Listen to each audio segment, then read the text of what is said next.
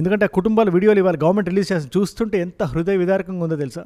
And ఈ ఇన్వెస్టిగేషన్కి సంబంధించి ఏ కొత్త అప్డేట్ వచ్చినా కూడా నేను ఖచ్చితంగా దాని గురించి మాట్లాడతా.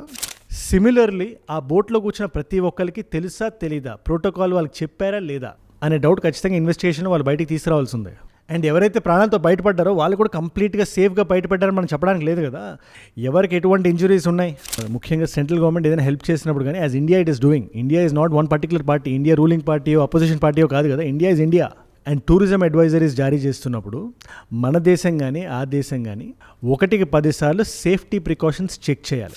ఇలాంటిది ఏదైనా ట్రాజెడీ జరిగినప్పుడు దాని గురించి కవర్ చేయాలన్నా మాట్లాడాలన్నా లోపల కొంచెం బాధగా ఉంటుంది. బట్ ఖచ్చితంగా దీని గురించి మనం మాట్లాడాలి, ఎందుకంటే ఇది మన అందరి లైఫ్ని ఎఫెక్ట్ చేసే విషయమే. మనలో ఎంతమంది టూరిజం అని చెప్పి బయటికి వెళ్ళాం, మన బయట దేశాలకు వెళ్ళి స్పీడ్ బోట్ ఎక్కడం మన లైఫ్లో ఏదో ఒక టైంలో జరిగే ఉంటుంది కదా. అలాంటి హాలిడేకి వెళ్ళిన కొంతమంది జీవితాలు తలకిందులు అయిపోయినాయి ఒక్క సెకండ్లో. ఇది ఇక్కడ భారతదేశంలో జరగలేదు, వియట్నాంలో జరిగింది.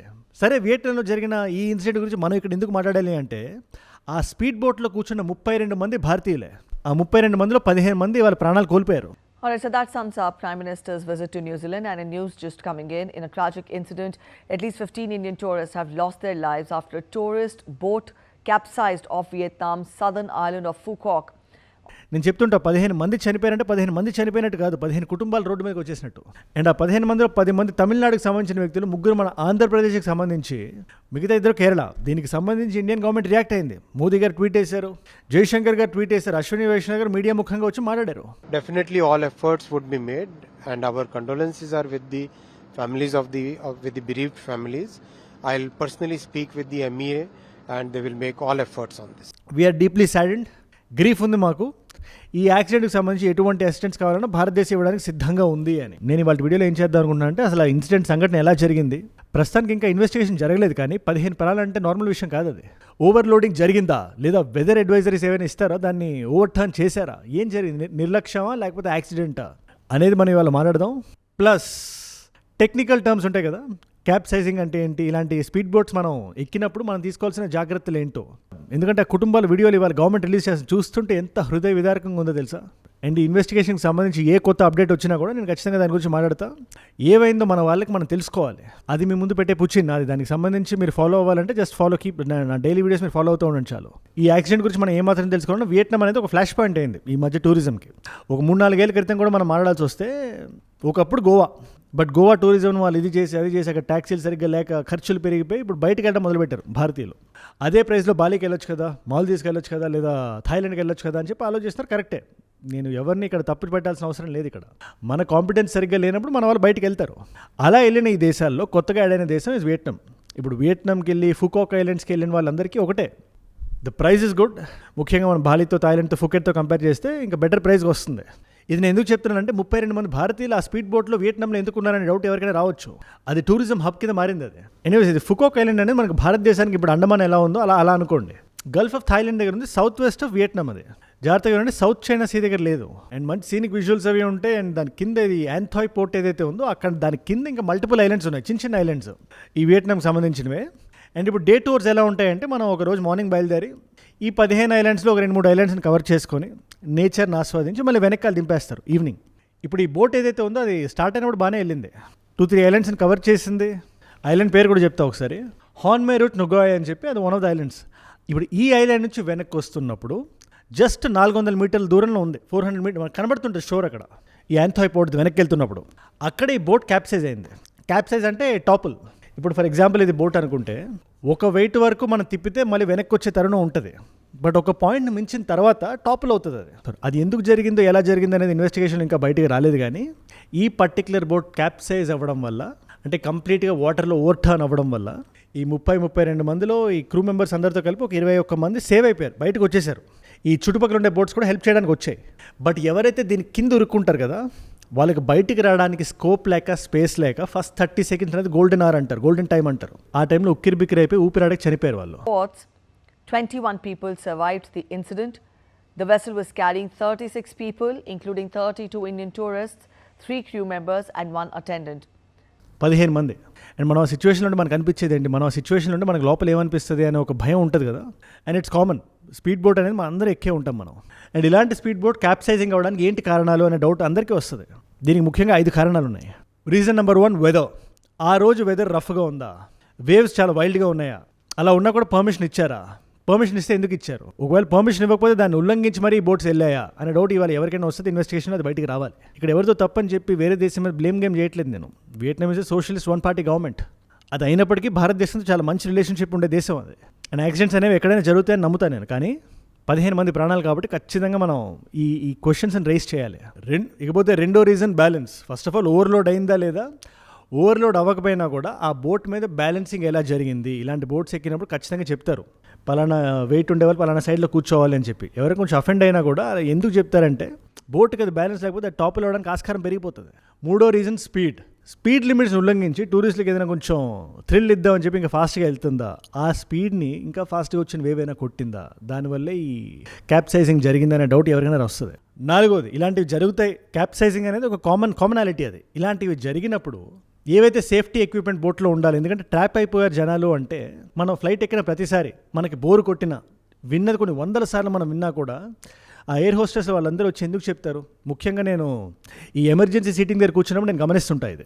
ఎవరో ఒక లేడీ ఎవరైనా వచ్చి వాళ్ళు అడుగుతారు మీరు ఇంగ్లీష్లో కంఫర్టబులా, తెలుగులో కంఫర్టబులా, హిందీలో కంఫర్టబుల్ అని అడుగుతుంటే అక్కడ కూర్చున్న చాలామంది విసుక్కుంటుంటారు. వాళ్ళు విసుక్కున్నా కూడా వీళ్ళు చెప్పడానికి కారణం ఏంటంటే 1 in a million times అది జరగాల్సి వచ్చినా కూడా జరిగే అవకాశం ఉందనే కదా.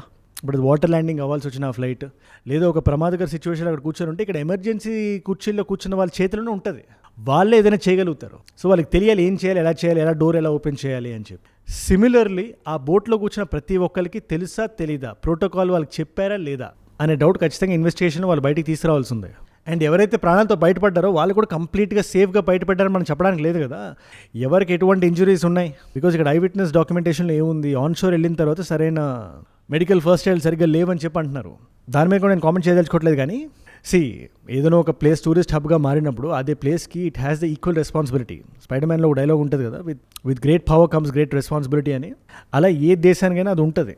ఏదో మన దేశాన్ని హై గ్రౌండ్లో పెట్టి నేను మాట్లాడలేదు. మన దేశం కూడా చేయాల్సిన విషయాలు చాలా ఉన్నాయి. దాని గురించి కూడా మనం మాట్లాడదాం, ఇవాళ వీడియోలోనే మాట్లాడదాం. Because every family that is grieving today, చనిపోయిన వాళ్ళ కుటుంబాలు ఎవరైతే ఉన్నారో వాళ్ళకి ప్రతి గవర్నమెంట్ ఆన్సరబులే. మనం ఇవాళ చేసే ప్రతి చర్య మన ఒక చిన్న నెగ్లిజెన్స్ వల్ల ఇది జరిగినా, ఇది తప్పు జరిగినా కూడా ఇవాళ ఒక కుటుంబం వాళ్ళు చూసే గ్రావిటాస్ ఎలా ఉంటుందో మనం ఎక్స్పీరియన్స్ చేస్తే కానీ మనకు తెలియదు. అది ఫస్ట్ మనకు ఉండే ప్రయారిటీ ఇస్ వెరీ సింపుల్. ఎవరెవరైతే బ్రతికి బయటపడ్డారో వాళ్ళని జాగ్రత్తగా వాళ్ళ ఇంటికి తీసుకొచ్చేయడం, చనిపోయిన వాళ్ళు ఎవరైతే ఉన్నారో వాళ్ళ ఫ్యామిలీస్కి అప్పచెప్పడం, ఇది ఫస్ట్ జరిగిపోలేదు.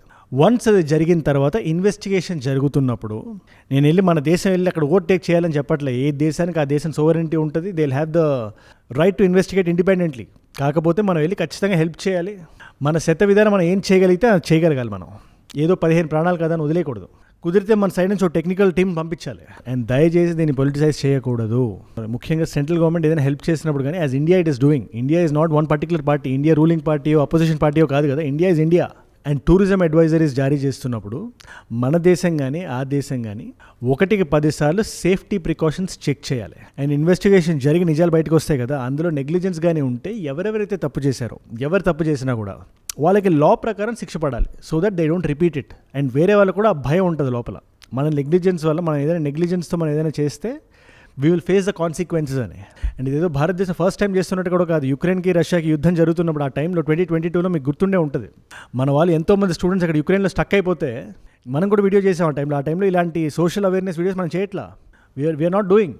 కానీ అక్కడ స్టూడెంట్స్ రీచ్ అవుట్ అయితే ఆ టైంలో ఫస్ట్ సోషల్ అవేర్నెస్ వీడియో నేను ఏదైతే చేశానో ఆ టైంలో ఫ్యాషన్ కాంటెంట్ చేస్తున్నాను నేను. ఆ టైంలో షార్ట్ వీడియో మన స్టూడెంట్స్ కోసం అక్కడ యుక్రెయిన్లో ఎవరైతే స్టక్ అయి ఉన్నారో. ఇన్ఫ్యాక్ట్ ఆపరేషన్ గంగా అని చెప్పి మన భారతదేశం లాంచ్ చేసి ఆ రోజు మనం చేసిన లాబింగ్ ఏదైతే ఉందో సీనియర్ మినిస్టర్స్ని పక్క దేశాలకు పంపించి ఇవాక్యుయేషన్ ఫ్లైట్స్ని కోఆర్డినేట్ చేసి మల్టిపుల్ గవర్నమెంట్స్తో మాట్లాడి సెట్ చేసి వాళ్ళని సేఫ్గా వెనక్కి వచ్చేలా మనం చూసాం. మనం ముఖ్యంగా ఆ టైంలో బై ల్యాండ్ రావాలంటే బార్డర్ క్రాసింగ్ గట్రా మనం చేయాలి యుక్రెయిన్ నుంచి భారతదేశం రావాలంటే. అంతేందుకు నేపాల్లో 2015లో ఎర్త్క్వేక్ వచ్చినప్పుడు ఆపరేషన్ మైత్రి అని చేసాం మనం. ఒకసారి మీరు గూగుల్ చేయండి. సింపుల్, మన వాళ్ళ పట్ల మనకి బాధ్యత ఉండాలి. అక్కడ ఎవరైతే మన వాళ్ళు స్టక్ అయి ఉన్నారు. And also to everybody who's travelling. మనకి నెక్స్ట్ సంక్రాంతి వరకు వస్తూనే ఉంటాయి కదా హాలిడేస్. వినాయక చవితి అవనివ్వండి, దసరా అవనివ్వండి, దీపావళి అవనివ్వండి, క్రిస్మస్, న్యూ ఇయర్ అవనివ్వండి.